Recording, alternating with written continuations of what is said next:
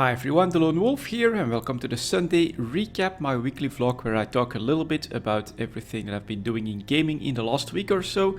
And it's been a great week for EVE Online. I definitely played more than average.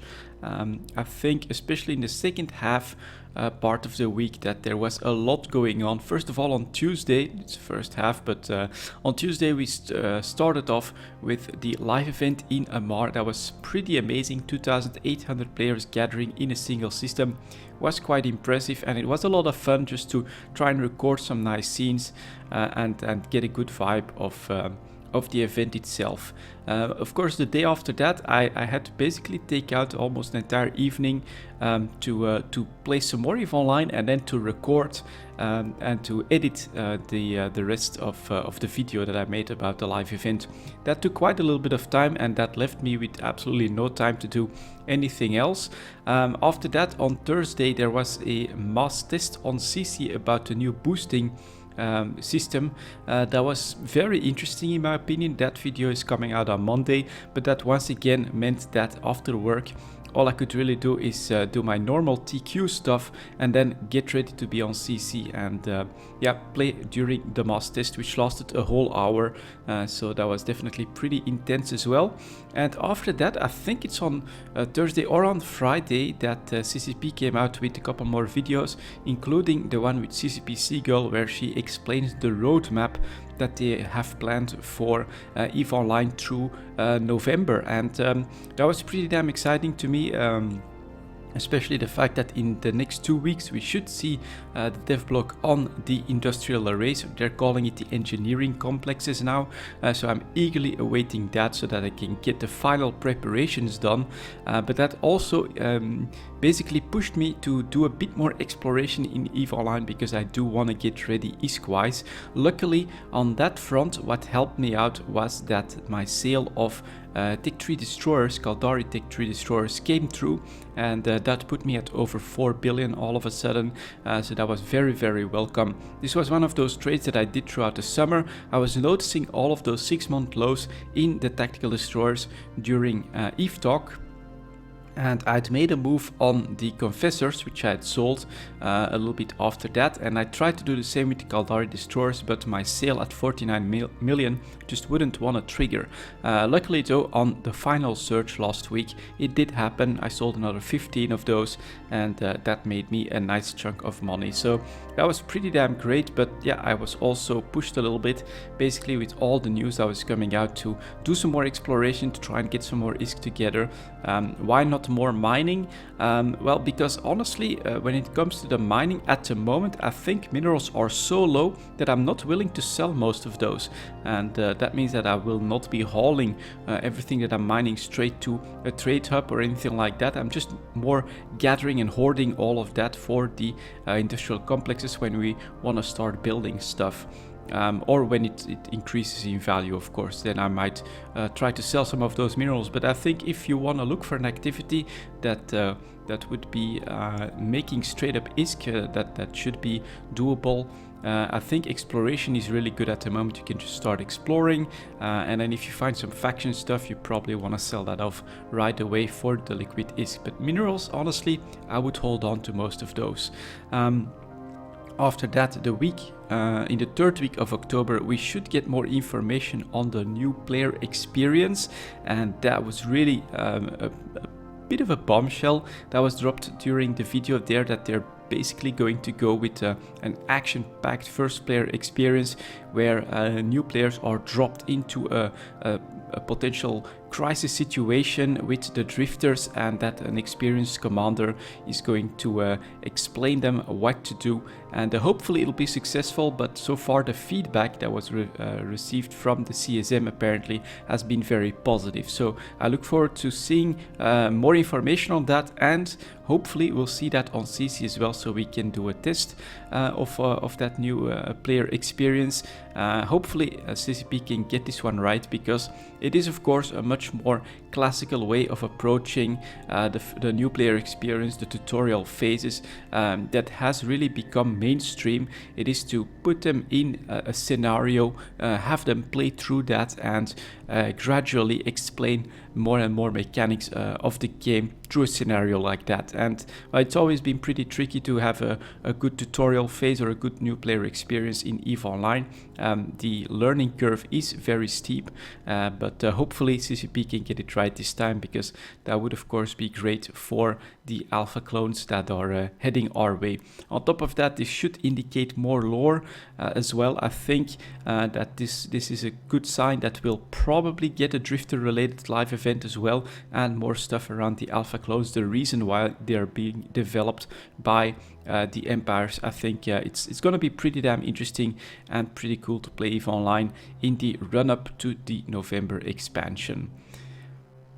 Next up, I want to talk a little bit about Void Destroyer 2, because I still managed to find a little bit of time on Monday and Tuesday to play some Void Destroyer 2, but really not that much. I have to be honest, the second half of the week has been completely dominated by everything EVE Online.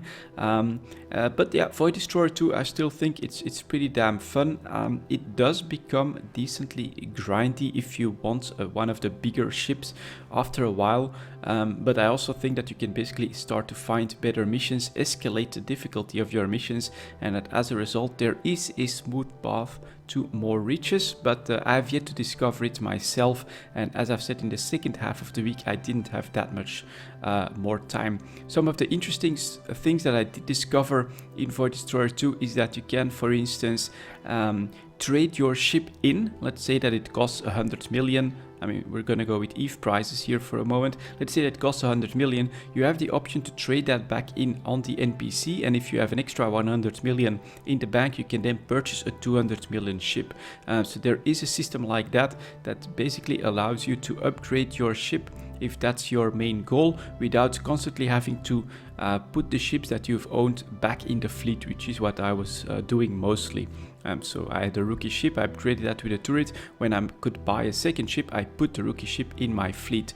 But you can actually save a lot of credits, a lot of time and effort if you're just looking to get a better ship by trading that one in. That was interesting to find out, because once you go past the gunships and the fighters into the Corvette range, the jumps in prices is pretty damn steep. And honestly, I almost feel like you want to get into a Corvette or something like that just to be able to very comfortably do even some of the early missions in the very early systems, I'm gonna call them. So I think overall the game is a lot of fun, but I think the comparison to an X game with some influences from Homeworld does still hold true, and that means that it is a pretty intense game that requires a lot of time to build something up. You can basically build up infinitely in that game, and so once at some point you're going to set yourself new goals that are going to take considerable amount of time and effort to actually get going. At first, definitely at this point, I have no idea as to what would be the most efficient way, the most efficient path of getting some money going, some earnings going, and then being able to upgrade more comfortably into a more military style of play without having to put all that much time into it. It looks like a hell of a steep increase in time needed if I want to keep upgrading from the point that I've gotten to pretty smoothly up to this point. So it's tricky, right? EVE Online just took so much time that I couldn't play more Void Destroyer. I'm going to try to play more Void Destroyer. I have several more videos ready, but I'm not sure if I'm going to manage it, because I have to be honest as well. During this weekend, I saw Doom at 50% off, and I was very, very tempted to purchase it. Now, I still have a lot of stuff to do, and especially with all the EVE Online news that should be coming out, I didn't pull the trigger, but the fact that I'm already looking for a new type of experience, of course, doesn't bode all too well for a lot more time in Void Destroyer 2. Yeah, Doom, I think I'm gonna hold off until the winter sales on Steam. Hope that we can get like a 60 or 75% off there, but if not, I think at 50% I will actually pull the trigger on that game. And Void Destroyer, I'll try to make more time, but I'm not sure if I'll manage to do so. Another game that is in the exact same situation is Overwatch. So I played a bit more Overwatch in the first part of the week. Second part too much time has been spent in EVE Online. I just couldn't do it anymore. So it's just some more quick plays. I do enjoy playing Overwatch here and there. It's a relaxing experience. It's a pretty damn good shooter in my opinion as well, and I have a lot of fun just playing as the gap filler in quick play games. Let's say that we're two Reapers and or a couple of Hanzos and a soldier and things like that. Sure, I'll go for a healer in that situation. If they're missing a tank, I'll try to take a tank. One of my favorites personally is Roadhog. So it's still a lot of fun, I think, to play Overwatch. But as I've said, when we have so much new stuff coming out in EVE Online, my time does completely get dominated by my favorite game, and in my opinion, the coolest and the best game in the world at the moment, which is EVE Online, of course. For the final game, I also want to touch on the Elder Scrolls Legends. I managed to keep that up, and I think the fact that I've been able to do so even in the second part of the week, basically by playing the game twice. I think on Wednesday a little bit, and then on Saturday I just basically completed 3 quests in one go in maybe 4 games or something like that. I think that speaks a lot to the ability for you to play the Elder Scrolls Legends and keep up with the daily quests without having to grind every single day. You can plan a little bit, you can switch quests a little bit so that you have just the right quests to complete everything in one decently intense session, of course, of Elder Scrolls Legends, but maybe every 2 or 3 days. And I think that's really great. It doesn't force you to play the game every single day. You can also just quickly log in, take a look at your quests. If you want to work through one, why not play a couple of games and do it? If they're good quests, save them up to combine them with the next one. And then if you have 3 in a row and you can combine that with a specific deck, that's in my opinion a pretty cool way to play the game. You can make endless amounts of decks as far as I can see, which is really very nice for this type of gameplay, because let's say that you need to play a number of support cards and do a number of drain damage and then win 3 games with a certain deck. You know, you always get a choice between 2 decks. If you're a little bit lucky, right, the right combination is within the decks that you need to complete the quest with, and as a result you can make like a yellow deck with a lot of support cards, and then I think it's green or purple that has a lot of drain, and then yeah, just play your games and you'll see those quests get filled pretty damn quickly, and then you'll have done half a week's worth in maybe half an hour, 40 minutes or something like that. You'll have all the gold. After that, what I do is I save up a couple of arena quests if that's possible, and then I just dive in a couple of arenas, play through that as well. And for me, it's still a lot of fun. It's a pretty interesting CCG. I do enjoy the Elder Scrolls Legend, and I'm still able to keep up with it, to keep putting in the effort, which is really not that much, to fill every daily quest that you get, and you can do so, as I've said, in a decently casual manner if you plan a little bit.